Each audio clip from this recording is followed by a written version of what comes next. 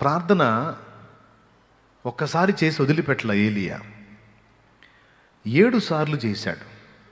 ఇది గుర్తుపెట్టుకోండి. ఎన్నిసార్లు చేశాడు? 7 సార్లు చేశాడు. ఎందుకు తెలుసా? ఒక పర్యాయం ప్రార్థన చేసి సమాధానం రాకపోతే ఏలియాకు అర్థమైంది, నా ప్రార్థన కంటే కూడా సమస్య బలంగా ఉంది.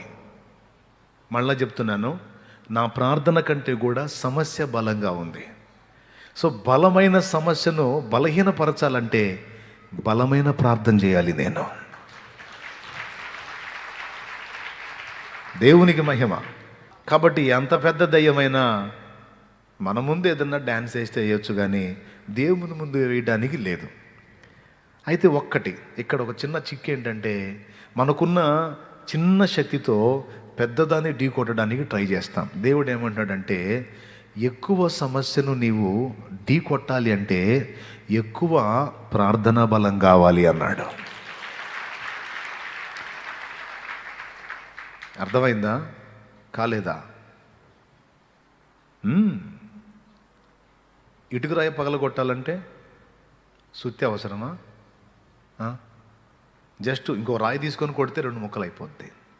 ఇటుకనే ఇంకొక ఇటుకతో కొడితే ముక్కలు అయిపోద్ది. కొంతమంది పైలు వాళ్ళు ఉంటారు, ఇటుక రాయిని 2 రాళ్ళ మీద పెట్టి కొట్టి అంటాడు, చేత్తోనే పగలు కొడతారు. అవునా? నల్లరాయిని అట్లా ట్రై చేశాడు అనుకో, వీడి చెయ్యి ఇట్ట కట్టేసుకొని కూర్చోవాలి. దేవునికి స్తోత్రం. ఏమైందిరంటే నల్లరాయిని పగల కొట్టబోయాడంటే చూసినోడల్లా ఎగతాళి చేస్తాడు, మైండ్ పోయినోడు వీడు. ఎవడు ఆ పని చేయలేడు. కానీ నల్లరాయిని బద్దలు కొట్టాలి అంటే హస్తబలం చాలదు, మరో ఇటుక బలం చాలదు. నల్లరాయిని బద్దలు చేయడానికి మొలాట్ అంటారు. తెలంగాణ భాషలో ఘన్సే మార్నాథ అంటారు. అంటే ఘన్ అంటే మొలాట్ తీసుకొని కొట్టాలి, పగిలిపోతుంది అని. సో ఆ రాయి యొక్క బలాన్ని బట్టి వాడాల్సిన దాన్ని వాడాలి. ఇది రీజన్. ప్రార్థన విషయంలో కూడా అదే ఉంది. లేకపోతే నువ్వేం పర్లా, ఎంత పెద్ద దయ్యమైనా చిన్న ప్రార్థన చేసే అయిపోయిద్ది అని చెప్పేవాడు. కానీ స్పష్టంగా చెప్పాడు, ప్రార్థన వలననే తప్ప, కింద పుట్టినట్లో ఉపవాస ప్రార్థన వలననే తప్ప ఇలాంటివి వదిలిపోవుట అసాధ్యమని యేసయ్యే చెప్పాడు. సో ఒక దయ్యం కావచ్చు, వినండి బాగా వినండి, ఒక దయ్యం కావచ్చు, ఒక వ్యాధి కావచ్చు, నిన్ను పట్టి పీడిస్తున్న ఒక సమస్య కావచ్చు, లేకపోతే నువ్వు మార్పు కోరుతున్నటువంటి వ్యక్తులు కావచ్చు, లేకపోతే నువ్వున్న గ్రామం కావచ్చు. ప్రార్థన చేసేటప్పుడు నిశ్చయత ఉండాలి, విశ్వాసం ఉండాలి, అది పరలోకం వెళుతుంది, ఇవన్నీ విన్నారు. ఈ మాట మరి ముఖ్యంగా గుర్తుపెట్టుకోండి. నువ్వు పెట్టుకున్నటువంటి లక్ష్యానికి తగిన ప్రార్థన ఖచ్చితంగా నీకు నాకు ఉండాలి. మనం ప్రార్థన మూల్యం ఎంత చెల్లిస్తామో, ఏ పరిధిలో దేవుణ్ణి సంధించగలుగుతామో ఆ పరిధిలోనే మనం ఆన్సర్స్ చూస్తాం. ఒకసారికి జవాబు రాకపోతే మరోసారి ప్రయత్నిస్తా, రాకపోతే ఇంకోసారి ప్రయత్నిస్తా, రాకపోతే మరోసారి ప్రయత్నిస్తా. జవాబు రాకపోతే ప్రార్థన తీవ్రత పెరుగుతుంది భక్తుల్లో. అది విషయం.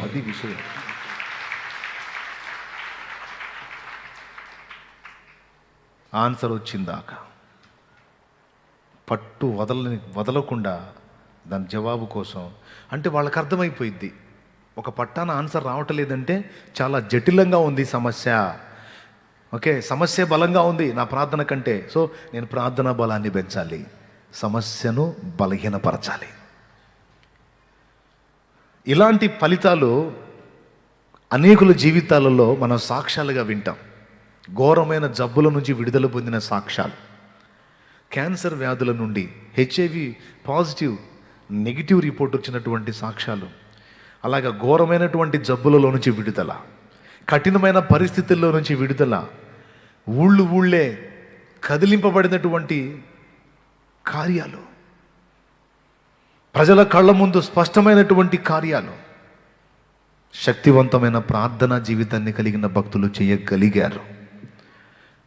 కానీ వాడు సైతానుగాడు ప్రార్థనని చాలా తక్కువ చేసి చూపిస్తాడు నీకు. ప్రార్థన అంటే చిన్న చూపు ఉండేటట్టు చేస్తాడు.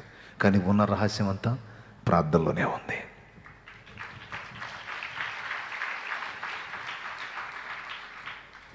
ఓకే, ఎంతమంది ఒప్పుకుంటారు? చివరికి ఏం జరిగిందో మీకు తెలుసు. 4వ పాయింట్ ఏం చెప్పాను నేను? ప్రార్థన చేసిన ఆన్సర్ రాలేదు అంటే చేసిన విజ్ఞాపన కంటే కూడా సమస్య జటిలంగా ఉంది. సో ఆ స్థాయికి ప్రార్థన పెంచాలా. సో దేవుడు మారలా, దేవుడి శక్తి ఏమీ బలహీనం కాలా. అప్పట్లో అంటే దేవుడు కుర్రోడు, ఇప్పుడు ముసలోడు అయిపోయాడు అనే మాట పొరపాటును కూడా మనం వాడకూడదు. ఆయన నిరంతరము స్తోత్రార్హుడు, సర్వశక్తుడే. నా ప్రియమైన దేవుని బిడ్డలారా, ప్రార్థన తీవ్రత పెరగాలి. నేను చెప్తున్నా, ఎంత ప్రార్థనాపరుడైతే అంతగా అతడు దేవుని నమ్మినవాడు. ఎంత ప్రార్థనలో తక్కువ ఉంటాడో అతడు అంత అవిశ్వాసి లేదా అంత అల్ప విశ్వాసి. నీ ప్రార్థన జీవితమే నువ్వు దేవుని పట్ల ఎంత విశ్వాసం కలిగి ఉన్నావో సాక్ష్యం. ఇంట్రెస్ట్ ఉంటే రాసుకో. నీ ప్రార్థన జీవితమే నువ్వు దేవుని పట్ల ఎంత విశ్వాసం కలిగి ఉన్నావో సాక్ష్యం ఇస్తుంది. నువ్వు కొంచెం ప్రార్థన కలిగి ఉంటే నువ్వు దేవుణ్ణి కొంచెమే నమ్ముతున్నావు. నువ్వు విస్తారంగా ప్రార్థన కలిగి ఉంటే విస్తారంగా దేవుని నమ్ముతున్నావు, విస్తారమైన కార్యాలు చూడబోతున్నావు. ప్రార్థన చేసేటప్పుడు గుర్తుపెట్టుకోవాల్సినటువంటి కొన్ని విషయాలు మీకు హెచ్చరిక చేస్తాను. కొన్నిసార్లు మనం ప్రార్థన చేసిన జవాబులు రావు. ఎందుకు రావు అంటే ప్రార్థన బలం చాలక రాకపోయి ఉండొచ్చు. అంతేకాకుండా నువ్వు బలమైన ప్రార్థన చేసిన ఆన్సర్ రాకపోవడానికి కారణం మరికొన్ని ఉంటాయి. ఒకటేంటంటే అంతరంగములో పాపాన్ని లక్ష్యము చేయటం. లోపల పాప సంబంధమైనటువంటి క్రియలు, ఆ తలంపులు, ఆ విధమైన వాంఛ, ఆ పాపంలో కొనసాగుట అనేవి కలిగి ఉండి ప్రార్థనలో దేవుని దగ్గర జవాబు పొందడానికి ట్రై చేయటం. నేను నా అంతరంగములో పాపమును లక్ష్య పెట్టిన ఎడల దేవుడు నా మనవి వినకపోవును అన్నాడు. ఎవరన్నారు? వెంకట్రావు అన్నాడా? దావీదు అన్నాడు. దేవునికి స్తోత్రం. యోహాను సువార్త 9లో గ్రుడ్డివాడైన మనుషుడేమన్నాడు? దేవుడు పాపుల మనవి ఆలకింపడని మనం ఎరుగుదుము అన్నాడు. 2, అక్రమ జీవితంలో వంకర టింకర బ్రతుకులో కొనసాగుతూ ఆ విషయంలో దేవుని ముందు ఒప్పుకొని మారు మనసు పొంది దిద్దుకోకుండా అది కంటిన్యూ చేస్తూ ఇటు పక్క ప్రార్థన ద్వారా దేవుని దగ్గర నుంచి గొప్ప కార్యాలు పొందుదామంటే అది వట్టిదే. ఎందుకో తెలుసా? అసలు నీ ప్రార్థన వినబడదు అన్నాడు ఆయన. యెషయా గ్రంథం 59:1 మీరు చూడగలిగితే, టైం అయిపోయింది, ముగిస్తున్నాను. రక్షింపనేరకై ఉండునట్లు యెహోవా హస్తము కురుచ కాలేదు, విననేరకై ఉండునట్లు ఆయన చెవులు మందము కాలేదు. కానీ మీ దోషములో మీకును మీ దేవునికిని అడ్డముగా వచ్చాను కనుక ఆయన ఆలకింపకున్నాడు.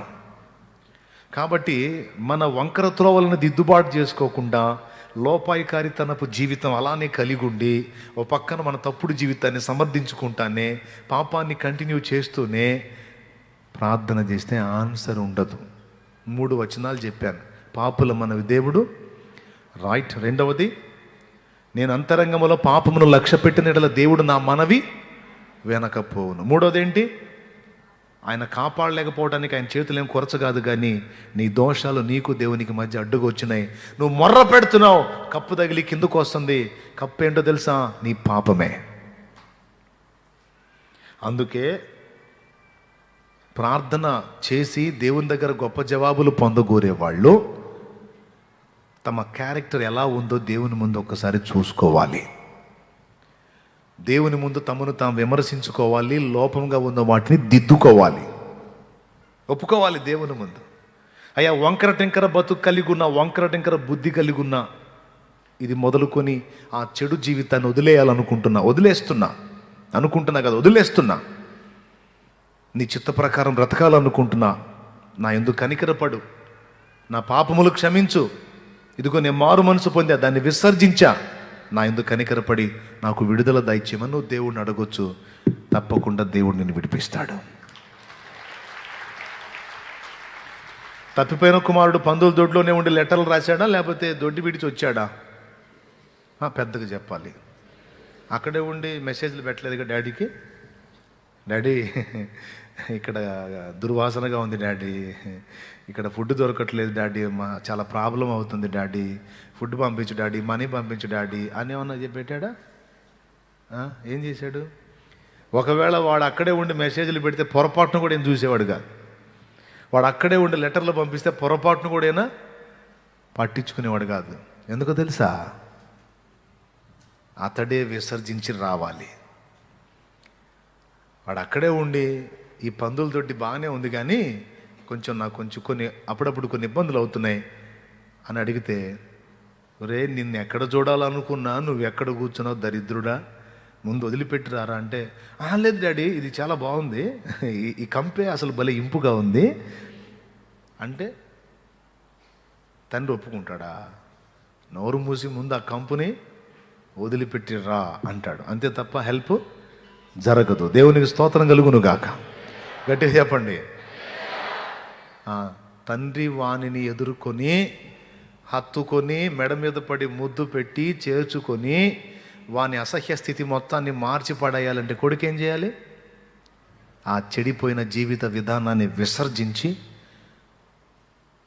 నూతనపరచబడిన వ్యక్తి అయి దేవుని ముందు నిలవాలి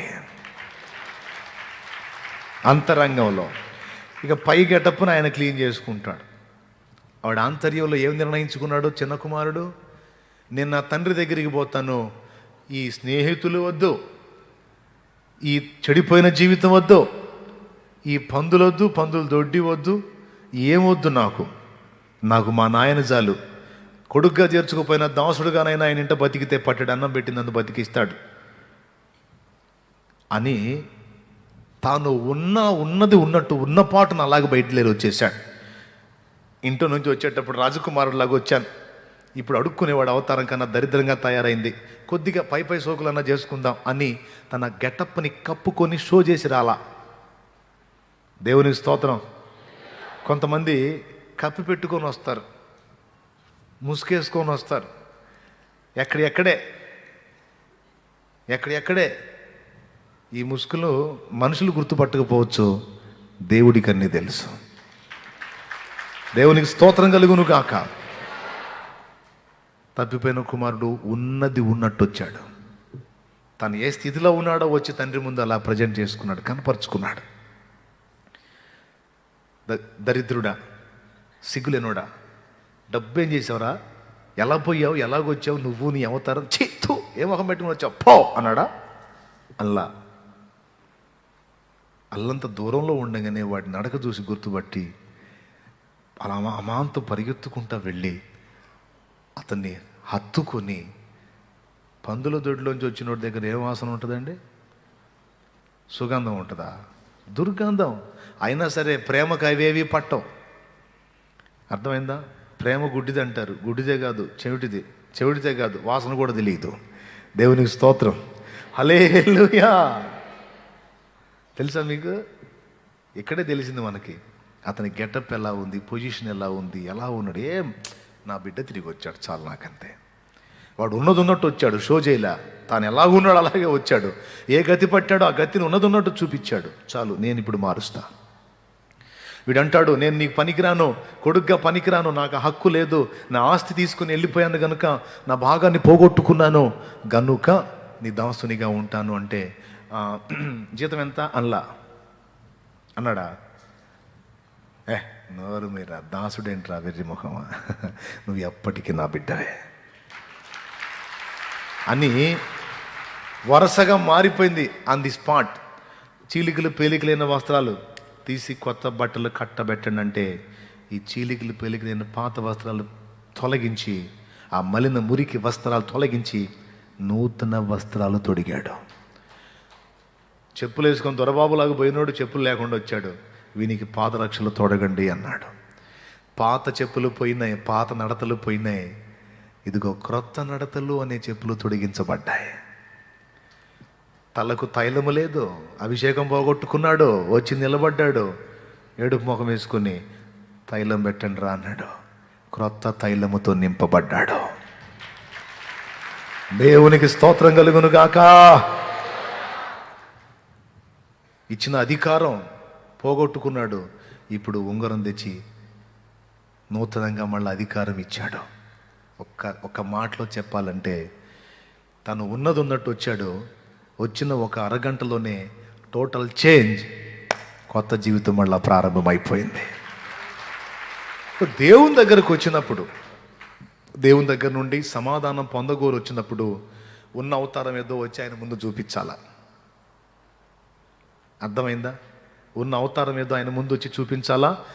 ఎందుకు ఈ గతి పట్టిందో చెప్పాలా. ప్రవ్వా తప్పలేదు తండ్రి, అలా చేయాల్సి వచ్చింది ప్రవ్వా అని దేవునికి నువ్వు కవరింగులు చెప్పొద్దు. ఆ సమయంలో అలా జరిగిపోయింది ప్రవ్వా, అప్పుడు అలాగ అయిపోయింది ప్రవ్వా, అది అసలు నిజంగా నేను నాకు ఆ పరిస్థితి వచ్చింది ప్రవ్వా, లేకపోతే అలా చేసేవాడిని కాదు, చేసేదాన్ని. ఇవన్నీ నా లెక్కలో సోది మాటలు చెప్పకూడదు. దేవుని ముందు ఏం చెప్పాలా? నీ ప్రేమను బలహీనతగా తీసుకుని బుద్ధి మాలి నీకు విరోధంగా, పరలోకానికి విరోధంగా పాపము చేశానయ్యా అనాలా. యథార్థంగా ఒప్పుకోవాలా ఉన్నది ఉన్నట్టు. అంతేకాని దేవుని ముందు మనుషులకు చెప్పినట్టు అప్పుడు అలాగా అయిపోయింది, అది తప్పలేదు అని ఏదో ఓదార్పులు వాళ్ళు చూసి, అవునా అట్లా జరిగిందా, అదేలే నీ పరిస్థితుల్లో నేనున్నా అంతే, ఇద్దిలే చేసే దేవుందిలే, మరి అంత సమస్య వచ్చినప్పుడు ఎవరైనా ఏం చేస్తారు అని దేవుడు అంటాడు అనుకుంటున్నావా? అనడం. నోరు మూసి సరిగా చెప్పంటాడు. సరిగా అంటే ప్రవ్వా అట్లాగ అయిపోయింది ప్రవ్వా, సరిగా చెప్పంటాడు. అంటే ప్రవ్వా నీకు అర్థం కాలేదా ప్రవ్వా? అదే మనుషులైతే అవునా అట్లా జరిగిందా, నిజంగా నీ నీ నీ సన్నివేశంలో నేనున్నా అంతే అయిద్దిలే అంటారు. నువ్వేందయ్యా సరిగా చెప్పంటావు? అదే మరి అది లేదు ఇది లేదు, పాపినయ్యా. దేవుని ముందుకు వచ్చి ప్రభా అప్పుడు అలా జరిగిపోయింది ప్రభా, ఆ సన్నివేశంలో అలా జరిగిపోయింది ప్రభా, ఇవన్నీ కాదు, నేను బుద్ధిహీనురాలనయ్యా, బుద్ధిహీనున్నయ్యా, ఏదేదో కవరింగులు చెప్పనయ్యా, తెలిసే బుద్ధిహీనమైన క్రియ చేశా, తెలిసే నోరు జారా. నువ్వు ప్రేమ గల వాడివని, నువ్వు కోపగించుకోవులే అని నీ ప్రేమను ఆధారం చేసుకొని బరి తెగించా ప్రభువా, నన్ను క్షమించు తండ్రి, నన్ను మన్నించు అని దేవుని ముందు యథార్థ హృదయంతో మాట్లాడాలి, ఒప్పుకోవాలి. అలా దేవుని ముందు సరి చేసుకొని అప్పుడు చెయ్యి ప్రార్థన. అది ఇంపైన సువాసన. అంతేగాని ఎక్కడ పెట్టుకొని కవరింగ్లు ఇచ్చుకుంటా కొనసాగించుకుంటా దేవుని దగ్గర ఆన్సర్ పొందడానికి ఎప్పుడూ ట్రై చేయొద్దు. ఎంతమందికి అర్థమైందో? నిజంగా అర్థమైందా? ఏం చేయాలి? ఎప్పుడు వచ్చినా దేవుని ముందుకు మోకాళ్ళ మీదకి ఎప్పుడు వచ్చినా ఏం చేయాలి? ముందు మన బతుకు చూసుకోవాలి, సరి చేసుకోవాలి, అడగాలి, తప్పనిసరిగా ఆన్సర్ ఇస్తాడు. ఒకవేళ సమాధానం ఆలస్యమైతే పట్టుదలకూడదు, చేస్తానే ఉండాలి. దాని విషయంలో ఒక స్పష్టమైన సమాధానం, అవునో కాదో టైం ఉందని ఏదో ఒక ఆన్సర్ దేవుడు ఇస్తాడు, ఇచ్చిందాకా వదలకూడదు. నేను చెప్తున్నా, నీ ప్రార్థనా జీవితమే నువ్వు దేవుణ్ణి ఎంత నమ్మావో చెబుతుంది. ఒక్కటే మాట మళ్ళీ చెప్పనా? నీ ప్రార్థనా జీవితమే నువ్వు అసలు ఆయన ఎంత నమ్మావో చెబుతుంది. నీ ప్రార్థన లేమే నువ్వు ఎంత ఆయన్ని నమ్మకుండా అవిశ్వాసిగా ఉన్నావో చెబుతుంది. నువ్వు నిజంగా దేవుణ్ణి నమ్మితే నీ పరిస్థితులు మార్చలేకపోవడానికి ఆయన ఏం చేతగానోడు కాదు, అసమర్థుడు కాదు. ఎలీషా దగ్గరికి ఒక ఆమె వచ్చింది, మా ఆయన లేడండి, అప్పులు అయిపోయినాయి, చాలా ప్రాబ్లం అయిపోయింది, ఏం చేయాలి గారు అని బాధపడింది. పోయి ఏం తెచ్చుకోమన్నాడు? కొండలు, ఖాళీ కొండలు తెచ్చి ఇంట్లో పెట్టేయమన్నాడు. ఇంట్లో పెట్టి తలుపు వేసి ఆ ఉన్న నూనె ఏం చేశాడండి? ఏదో చేసినట్టున్నాడు ఎలీషా. ఏం చేశాడు? ఏమో ఎవరికి తెలుసు, కార్తీక దీపం అయితే తెలుసు, కానీ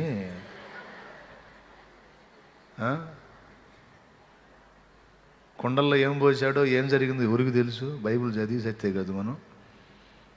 ఉన్నమాట మనలో మన మాట. చిన్న కోళ్ళంట, త్రినయనంట, రకరకాల సీరియళ్ళు బాగా డెప్త్లోకి వెళ్ళిపోయారు. మగోళ్ళు కూడా ఎక్కింది పిచ్చి. ఆడోళ్ళు అనుకుంటే మగోళ్ళు కూడా. మొన్న ఒక చోటకి వెళ్ళా, ఒక షాప్కి వెళ్తే భార్య ఏమో వర్క్ చేస్తుంది, భర్త ఏమో చూస్తున్నాడు. రన్నింగ్ కామెంటరీ అనమాట ఏమకి. అంటే ఏంది, ఆమెమో అదే ఏపుతా ఉంది షాపులో, ఏనేమో లోపల కూర్చొని మొత్తం మ్యాటర్ అంతా చూస్తున్నాడు. మిస్ అయిద్దేమో ప్రోగ్రామ్, మళ్ళీ ఆ రోజు ఏం జరిగిందో తెలియాలి కదా. ఊరెళ్ళి పిచ్చిపాడుగా అనిపించింది. నేను చెప్తున్నాను, అన్యుల కంటే మనం దేవుని సంబంధం కదా. అది అబద్ధమని మనకు తెలుసు కదా. అది కేవలం నటనని తెలుసు కదా. అది కేవలం మనల్ని మనం మోసం చేసుకోవటం అని తెలుసు కదా. మనం దేని మీద దృష్టి పెట్టాలి, ఏం జరగబోతుంది, ప్రపంచం మీదకి ఎలాంటివి రాబోతున్నాయి, ఏం చేస్తున్నాం, సరి చేసుకుందాం, చక్కదిద్దుకుందాం. అయ్యా నా పరిస్థితి ఎలా అంటే, ఖాళీ కుండలన్నీ తెచ్చుకోమన్నాడు, తెచ్చుకున్న కుండలన్నీ నూనెతో నింపబడ్డాయి. ఇక ఎరువు తెచ్చుకోవటానికి ఎవరు కుండలు ఏడున్నాయి ఉన్నాయని తీసుకెళ్ళావుగా అనే పరిస్థితి వచ్చింది. కుండలన్నీ నింపబడ్డాయి. చేయలా దేవుడు కార్యం. 5 రొట్టెలు 2 చేపలు ఉన్నాయి. అరచేయంత మేఘం, విస్తారమైన వర్షం ఇచ్చిన విషయం మనకు తెలుసు కదా. 5 రొట్టెలు 2 చేపలే అందరి కడుపులు నింపలేదా? అదే ఆత్మ సంబంధమైన చర్య, భౌతికమైన విషయమేనా? భౌతిక విషయమే. యేసు ప్రభు ఆత్మలకు అక్కర తీర్చడమే కాదు, భౌతికంగా కూడా సహాయపడగలుగుతాడు. నువ్వేమో ఇవన్నీ తెలుసుకోవు, ప్రార్థన చేయవు, ఏం లేదు. ఇంట్లో మనిషి బలహీనుడే రోగి అయి ఉంటే, ఆ రోగి అయి ఉన్న పక్కన నువ్వు బండుకోబెట్టుకొని ఇటు పక్క కూర్చొని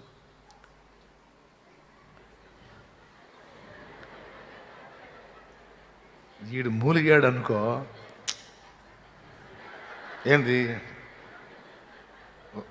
టీవీ చూస్తున్నావు అంటాడు పండుకున్నాడు. చెవులు కూడా వచ్చిందా రోగం? చెవులకి వినపట్లే. అరే ఒక్కొక్కళ్ళ చిన్నలో ఉంటాయి. నేను అన్నీ చూస్తూ ఉంటా, నేను మొత్తం రికార్డ్ చేసుకుంటాను, వాళ్ళకి తెలియదు, అందరి చూస్తుంటా. వాడు సావు బతుకుల మధ్య ఉంటే నువ్వు టైంపాస్లా. నువ్వు చేయాల్సింది ఏంటంటే, ఇతను పోతే నా జీవితం పాడైపోతుంది, నా బిడ్డలు పాడైపోతారు, నా భార్య పాడైపోతే నా కుటుంబం పాడైపోతుంది, నా పిల్లలు దెబ్బతింటే నాకు ఇంకా భవిష్యత్తు లేదయ్యా. నీ ఇంటి వారి పరిస్థితులు దుర్భరంగా ఉంటే నువ్వు టైంపాస్ ఎలా చేస్తావు? నీ కన్నీళ్ళు రెయ్యి మొదటి జామున లేచి మొర్ర పెట్టి నీ కన్నీళ్లు ధారాపాతంగా కారాలి. దేవా నన్ను ఎంతకాలం ఇలా ఉంచుతావు నాకు తెలియదు, నువ్వు నాకు సమాధానం ఇవ్వాలి ప్రభువా, నేను వదిలిపెట్టినయ్యా. నా బిడ్డల పరిస్థితి బాగలేదు, నా భర్త పరిస్థితి బాగలేదు, నా భార్య పరిస్థితి బాగలేదు, నా ఇంటి పరిస్థితి బాగలేదు ప్రభువా. అవమానాలు పాలైపోతున్నాను, అవమానాల జీవితం జీవిస్తున్నాను, అప్పుల్లో మునిగిపోయాను, రోగాలు, నొప్పులు, బలహీనతలు, రకరకాల సమస్యల్లో అల్లాడిపోతున్నాను ప్రభువా. చచ్చిపోవాలనుకునే ఆవేదనలోకి వస్తున్నాను ప్రభువా. నాకు తెలియదయ్యా, నువ్వు నాకు ఆన్సర్ ఇయ్యని నువ్వు దేవుని ముందు పెనుగులాడితే ఏది ఉంటుంది నీ ముందు? ఎంత బలమైందైనా బ్రద్దలు కొట్టేయడా దేవుడు? ఏది ఆ పట్టుదలేది, ఆ మొండితనం ఏది, ఆ పెనుగులాటేది ఏది? పొద్దున్న 4 మొక్కలను, సాయంత్రం 4 మొక్కలు, నిద్ర లేచినప్పుడు 4 మొక్కలను, పోబోయే ముందు 4 మొక్కలు. ఇది మన బతుకు. ఇది కాదు. మార్పు చెందాలి, దిద్దుకుందాం. మన పరిస్థితులు మార్పు చెందినట్లు దేవుని గొప్ప కార్యాలు మనమే కాదు, మన ప్రార్థన ద్వారా అనేకులు చూచినట్లు దేవుడు ఆ శక్తిని మనకిచ్చినట్లు మనం మొర్ర పెడదాం, ప్రార్థన చేద్దాం. దేవుడు అట్టి కృప మనందరికీ దయచేయను గాక. ఆమేన్. రండి మోకాళ్ళ మీదకి ప్రార్థన చేద్దాం. అందరం మోకాళ్ళ మీదకి వచ్చేద్దాం.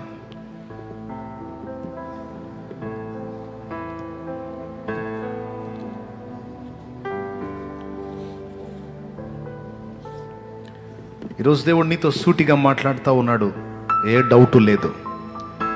నువ్వు ఎదుర్కొంటున్న పరిస్థితులు ఎంత జటిలమైనవో నీకు తెలుసు. మోకాళ్ళ మీదకి వచ్చేసాయి, దేవునికి ప్రార్థన చేయి.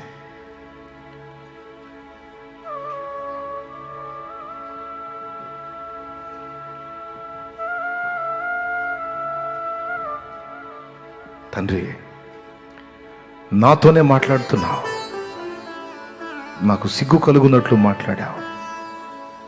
నిజమే, నీకు అసాధ్యమైంది ఏముంది? అది ఎంత పెద్ద రోగమైనా నువ్వు బాగు చేయగలవు. కిడ్నీలు చెడిపోతే బాగు చేయగలవు, మెదడు చెడిపోతే బాగు చేయగలవు, గుండె చెడిపోతే బాగు చేయగలవు, ఊపిరితిత్తులు చెడిపోతే బాగు చేయగలవు, లివర్ చెడిపోతే బాగు చేయగలవు, నరాలు సచ్చుపడితే తిరిగి పునర్జీవింప చేయగలవు. నీకు సాధ్యంగా ఏముంది? కానీ నాకు, నా వారికి అట్టి మేలు, అట్టి గొప్ప కార్యము జరుగునట్లు నేనే ప్రార్థన ద్వారా నిన్ను సంధించనైతిని, నమ్మకపోతిని ప్రభు. సమస్యలతో సతమతం అవుతున్నాను, కార్యసిద్ధి కొరకు పెనుగులాడలేకపోయాను. నన్ను క్షమించు. ఈ రాత్రి నాకు సిగ్గు కలుగునట్లు నాతో నీవు మాట్లాడావు, నాకు బుద్ధి కలుగునట్లు నాతో మాట్లాడావు. నైనా నన్ను మన్నించు అని ప్రార్థన చేద్దామా? ఈ రాత్రి పట్టుదలగా ప్రార్థన చేద్దాం. దేవుని బలమైన కార్యాలను చూడబోతున్నావు, నమ్ము. నిశ్చయమే, ఇది నిశ్చయమే. మార్పు చెందాలి నీ ప్రార్థనా జీవితం, మారాలి నీ ఆత్మీయ జీవితం, సరిచేయబడాలి నీ ద్వంద్వ వైఖరి, 2 రకాల జీవితం మారాలి. ఏక మనసులోకి రావాలి, ఏక జీవితంలోకి రావాలి. నీవు ఇంకా కొంతమంది, మీలో కొంతమంది బాప్తిస్మం పొందలేదు, మారు మనసు పొందలేదు, ఇంకా పాపులుగానే పాపంలోనే ఉన్నారు. దేవుని ముందుకు వచ్చి ఒప్పుకొని మారు మనసు పొంది బాప్తిస్మం పొందితే కదా కడగబడేది. నీకెంతకాలం పాపంలో బ్రతుకుతావు? ప్రార్థన చేయి. ఈ రాత్రి దేవుణ్ణి అడుగు, దేవా నీవు నాతో ఉన్నావయ్యా, ఈ రాత్రి నీకు వందనాలు, స్తోత్రాలు. నా జీవితాన్ని మార్చుకుంటా ప్రభువా, నా బ్రతుకు, నా తప్పుడు జీవిత విధానాన్ని దిద్దుకుంటా ప్రభువా, నన్ను క్షమించు.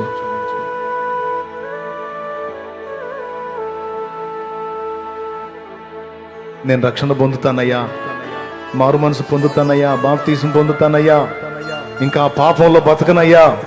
నేను నీ బిడ్డగా నీలో జీవిస్తాను ప్రభువా. నాకు విడుదల ఇవ్వవా, నాకు స్వస్థత ఇవ్వవా. నేను ఎదుర్కొంటున్న ఈ భయంకర పరిస్థితిలోంచి నన్ను విడిపించవా. నేను నీతో బతకాలనుకుంటున్నానయ్యా, నీతో నడవాలనుకుంటున్నానయ్యా. ఆ లోకంలో, ఆ పాపంలో శాపమే అనుభవించానయ్యా. నాకు వద్దయ్యా, నాకు నువ్వు కావాలి ప్రభువా. నాకు నీ రక్షణ కావాలి, నేను రక్షణ పొందుతానయ్యా. నేను నా పాపాలన్నీ కడిగేసుకుంటానయ్యా, నేను బాప్తిజం పొందుతానయ్యా, నాకు కృప చూపయ్యా అని మీలో ఎవరైనా అంటే, అలా అన్నవాళ్ళు ఉంటే మీ బాప్తిస్మం కొరకు నేను ప్రార్థన చేస్తా. మీ కుడి చేయి చూపించండి. అన్నా, నేను నా జీవితాన్ని నా దేవునికి అప్పచెప్పాలనుకుంటున్నాను అన్నా, నా కోసం చేయండి అని. ఆ చేయెత్తిన వాళ్ళు అలాగ లేచి నిలబడండి, మీకోసం ప్రార్థన చేస్తా. ఎవరైతే రక్షణ బాప్తిస్మ తీర్మానంతో చేయెత్తారో వారందరూ లేచి నిలబడండి. మీ విడుదల కొరకు ఆయన రక్తంతో మిమ్మల్ని కడిగి శుద్ధీకరించినట్లు, దేవుడి కృప మీ మీదికి వచ్చినట్లు మీ కొరకు ప్రార్థన చేస్తా. లేచి నిలబడిన బిడ్డలందరి కొరకు ప్రార్థన చేద్దాం. తండ్రి, నీకు వందనాలు, వందనాలు, వందనాలు, వందనాలు, వందనాలు ప్రభువా. రక్షణ తీర్మానాన్ని చేసుకొని ఇదిగో నూతన జన్మ అనుభవంలోనికి వచ్చి శాపగ్రస్తమైన జీవిత విధానంలోంచి విడుదల కొరకు నీ ముందు నిలిచిన నీ బిడ్డలను ఒక్కసారి దర్శించు. వారున్న బంధకాల్లోంచి వారు విడుదల పొందాలి ప్రభువా. వారు అనుభవిస్తున్న శాపంలోంచి వారు విడుదల పొందాలి. నీ రెక్కల నీడలో ఆశ్రయం పొంది నెమ్మది పొందాలి ప్రభువా. సాతాను కుట్రల్లోంచి బయటపడాలి ప్రభువా. వారి దేహమునకు స్వస్థత, వారి కుటుంబంలో సమాధానం, వారి జీవితాల్లో వెలుగు నింపబడాలి. కనికరించు నాయనా, కృప చూపు నాయనా, సహాయము చే నాయనా. వారిని తాకు ప్రభువా, నీ రక్తంతో కడుగు ప్రభువా, శుద్ధీకరించు. రక్షణానందము దయచి నీ చేతికి అప్పగిస్తున్నా. ఆత్మల్ని నశించిపోనియొద్దు. అదిగో నీ కోసం నిలిచిన ఆత్మలను నీవు చేతబట్టు నాయనా, నువ్వు చేయి వదలొద్దు. కనికరించు. స్తుతి, మహిమ, ఘనత నీకే చెల్లిస్తూ యేసుక్రీస్తు గొప్ప నామములో ప్రార్థించి వేడుచున్నాం తండ్రి. ఆమేన్.